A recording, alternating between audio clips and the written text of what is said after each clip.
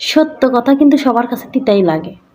আমি একটু কিছু কিছু ক্ষেত্রে সত্য সত্য কথা বলি, আর বাস্তবধর্মী কথা বলি জন্য অনেকের কাছে আমি কি চাপাবাজ। আবার কেউ কেউ বলে আমি নাকি হচ্ছে টাকা কামানোর ধান্দায় নামছি। আরে ভাই, টাকা কামানোর ধান্দা কার নাই? Money is power. সত্য কথা বলবোই না বা কিসের জন্য বলেন তো? কিছু কিছু জিনিস যে মাথার মধ্যে সারাক্ষণ খালি ঘুরপাক খায়। যেমন ধরেন, এই দেখেন, মেয়েদেরকে কিন্তু রানী বলা হয়। তাদেরকে কি রাজত্ব আপনারা ছেড়ে দেন? দেন না। রাজত্ব ছাড়া রানী। মেয়েদেরকে না পরীও বলা হয়, যে পরীর মতো মেয়ে। আসলে কি পরীর মতো উড়তে দেন? দেন না।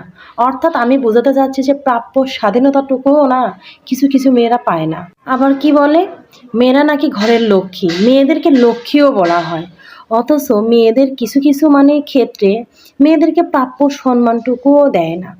তাহলে বলেন দেখি, একটা কোথাও কি এর মধ্যে ভুল বললাম আমি?